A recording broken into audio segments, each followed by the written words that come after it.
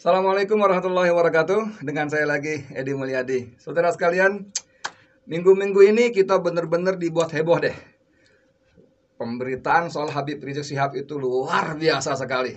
Waduh, dahsyat sekali. Bayangin dari mulai beliau pulang di Bandara Soekarno-Hatta, di Petamburan, kemudian sorenya bikin menikahkan anak disambung dengan maulid. Besoknya lagi acara maulid di Megamendung, semuanya dipermasalahkan. Bayangin, luar biasa. Eh, Dua Kapolda dicopot, saudara. Kapolda Jawa Barat, Kapolda Jakarta, Metro Jaya. Dua Kapolres dicopot, Kapolres Bogor, Kapolres Jakarta Pusat dicopot. Bahkan namanya kepala KUA yang nikahin juga dicopot. Aduh, luar biasa. Gubernur Anies dipanggil polisi 9 jam diperiksa. Kiai Sepuh Abdul Rasid Abdullah Syafi'i, anak pahlawan nasional, dipanggil juga, diperiksa polisi. Gila ini, gila. Soal baliho, waduh, Pangdam sampai perintahkan TNI copotin baliho. Saya yang perintahkan. Wah, lalu Panglima TNI sebelumnya dengan gagahnya, siapa saja yang menghalangi, mengganggu NKRI, berhadapan dengan TNI. Wah, tapi begitu hebohnya. Saya mau tanya sama siapa ya? Sama siapa? Oh, sama pemerintah, sama Presiden Jokowi. Mas Jokowi, saya mau tanya, apa iya Habib Rizik itu begitu mengerikannya sehingga seluruh energi, sumber daya, pemerintah, kekuasaan, penguasa ini dikerahkan untuk ngurus manusia satu ini? Ayo, apa iya? Apa iya tuh dia masalah kita, masalah NKRI itu apa iya dia? Nih, saya kasih tahu ya. Saya ingetin lah, nggak usah kasih tahu, udah pintar Pak Suri. Saya ingetin, masalah real Indonesia adalah utang luar negeri yang kelewat besar jumlahnya, hampir 7.000 triliun loh, dengan bunga sangat tinggi, sangat tinggi. Itu menyebabkan APBN kita tidak bisa maksimal. 30-35% APBN kita hanya untuk bayar utang. Gila loh, gila tuh Mas. Kemarin Menteri Keuangan siapa? Sri Mulyani, Menteri Keuangan terbalik dunia itu, terbalik dunia ya, bukan terbaik, terbalik dunia. Itu mengatakan kita tahun ini bayar bunga utang saja 330 triliun lebih. 330 triliun lebih bayar bunga utangnya saja. Belum pokoknya. Dari mana uangnya? Ngutang lagi. Gila nggak? Bayar utang dari utang. Bikin utang untuk bayar bunga utang. Aduh, ini masalah real, bukan Habib Rizik. Masalah real kita apa? Banyak perusahaan tutup, bangkrut. Akibatnya apa? PHK di mana-mana, pengangguran meledak. Itu masalah kita. Masalah real kita adalah apa? Rakyat tidak punya uang. Rakyat lapar. Rakyat tidak punya daya beli. Itu masalah kita. Masalah real kita apa? KKN, korupsi, kolusi, nepotisme. Aduh, itu gila banget. Ayo mau ngomong apa? Ngomong soal kedaulatan. Masalah kita tuh di Laut Cina Selatan. Cina, RRC maksud saya ya, RRC itu datang. Seenak-enak EDW, semaunya, seenak udelnya. Amerika datang. Ini kalau kita percaya, bukan percaya, kalau kita baca dongeng Mahabharata, Laut Cina Selatan itu bakal bisa menjadi medan Kurusetra. Tahu medan Kurusetra? Kurusetra itu tempat bertarungnya keluarga Pandawa. Baratayuda, Pandawa dan Kurawa.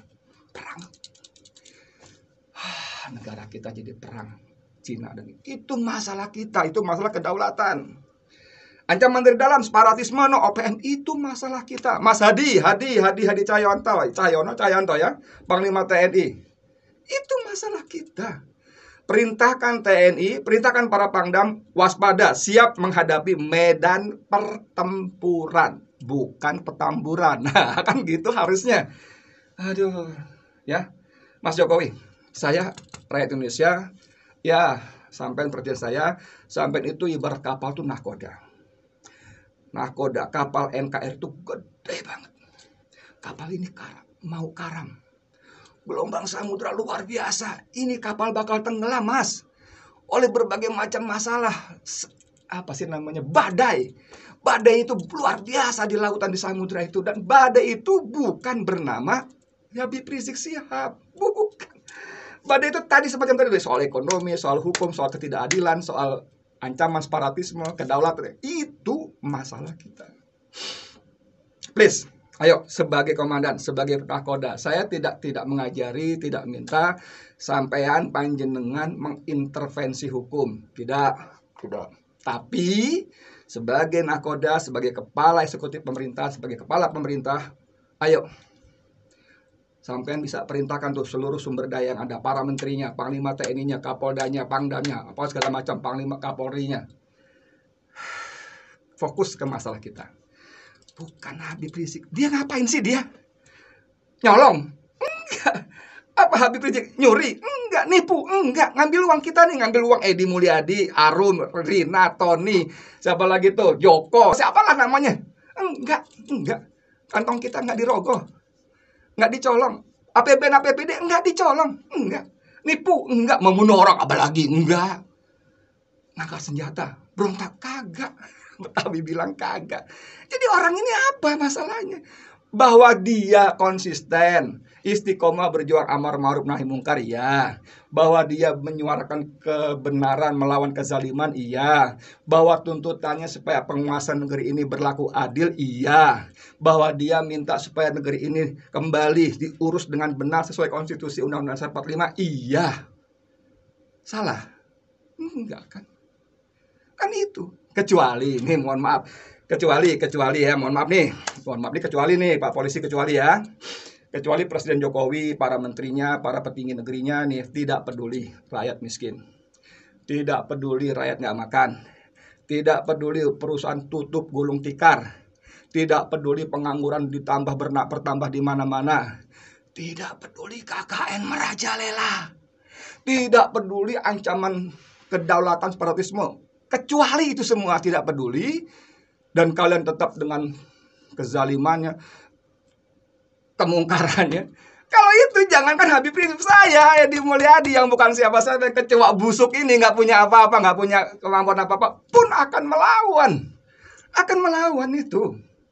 Ya, jadi udah kepanjangan deh. Saya cuma mau bilang aja, ingetin lagi Mas Jokowi dan kawan-kawan, Panglima TNI, Kapolri, Kapolda, Pangdam, siapapun kalian yang diberi amanat. Negeri ini punya masalah serius, sangat serius. Negeri ini bisa tenggelam, kapal NKRI bisa karam, dan masalah itu bukan Habib Rizik Syihab. Gitu dulu deh dari saya, terima kasih banyak. Assalamualaikum warahmatullahi wabarakatuh. Ini warung Mamah Dian. Saya mendengar informasi dari orang lain yang saksi. Dia saksi mata, ya. Saksi mata kejadiannya malam itu. Dia sedang nunggu di sini. Nah, ini toilet. Kamera toilet, ya. Toilet di sini. Dia di sini. Jadi menurut dia, orang tadi yang barusan ngobrol saya, tadi saya salat zuhur sebentar, ya.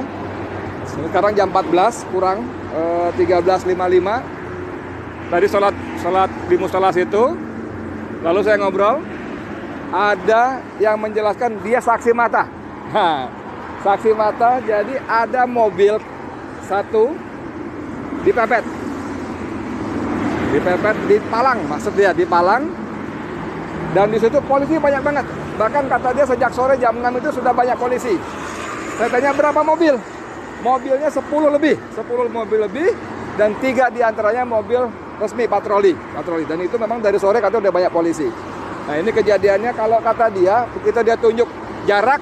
Saya perkirakan dari posisi dia duduk dengan kejadian sekitar 8 meter. Jadi, kalau polisi mengatakan ada baku tembak-menembak, sekali lagi, si saksi mata tadi yang tidak ingin ditampilkan nama apalagi wajahnya, mengatakan cuma 2 kali. 2 kali, tidak ada tembak-tembakan. Dan dia mengatakan bahwa yang menembak adalah polisi. Orang yang di dalam mobil sama sekali tidak membawa senjata karena tidak melakukan tembakan balasan. Jadi langsung dipalang gitu, dari depan nembak pakai laras panjang. Saya tanya, kamu lihatnya pakai pistol apa laras panjang? Laras panjang. Benar, laras panjang. Jadi saudara, begitu ceritanya. Dan dia lihat 2 orang langsung tewas di tempat. Menurut penglihatan dia yang jaraknya sekitar kurang lebih 8 meter. Tadi saya tanya, posisimu di mana? Di situ.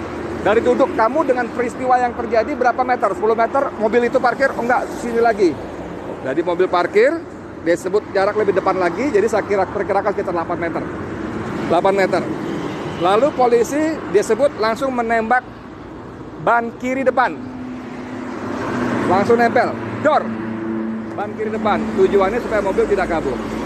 Nah saudara, kalau polisi menarasikan satu terjadi baku tembak, sekali lagi dari dua dan narasumber lain yang saya hubungi tadi beberapa kali wawancara, tidak ada baku tembak. Seperti penjelasan dari Munarman, Sekretaris Umum FPI, tidak ada baku tembak. Tidak ada.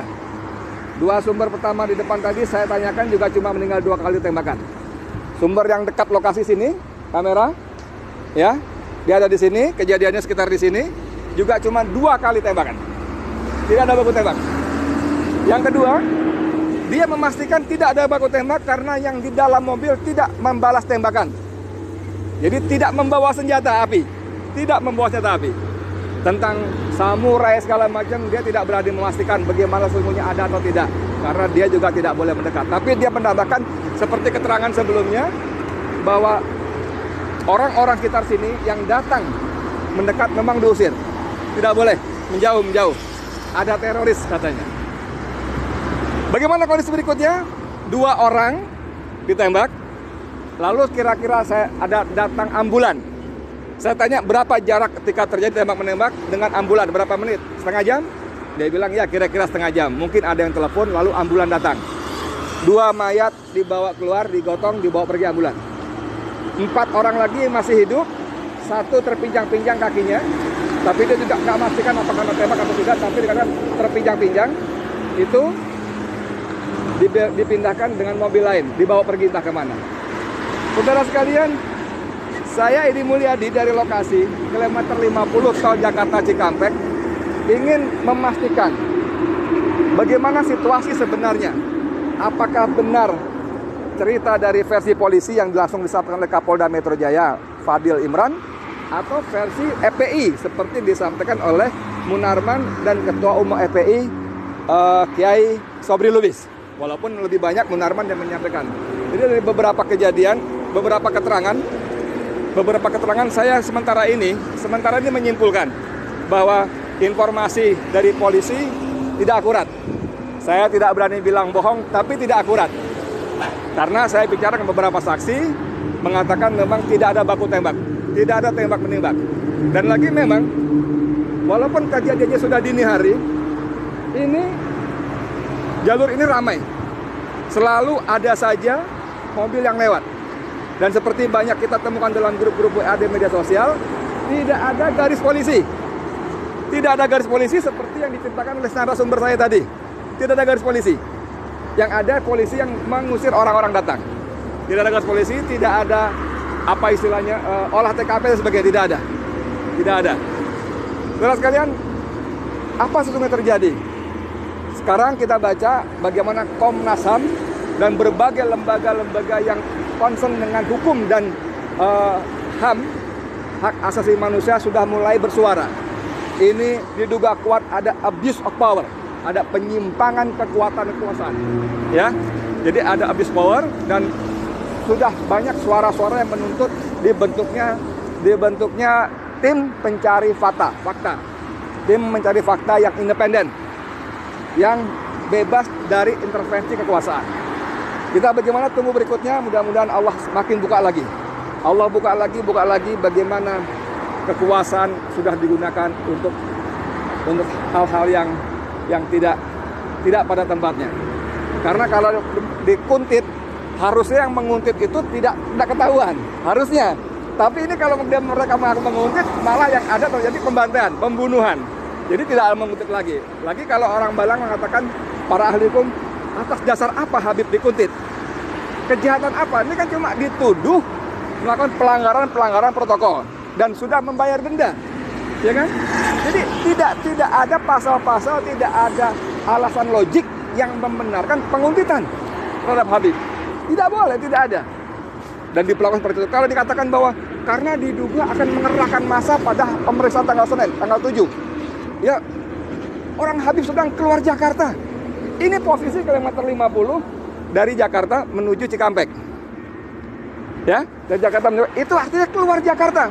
Dan seperti penjelasan dari FPI, bahkan boleh ketahui itu pengajian keluarga inti di Kerawang. Ya, kita tunggu, semoga Allah bukakan lagi pintu-pintu kebohongan yang dibangun dari satu bohong satu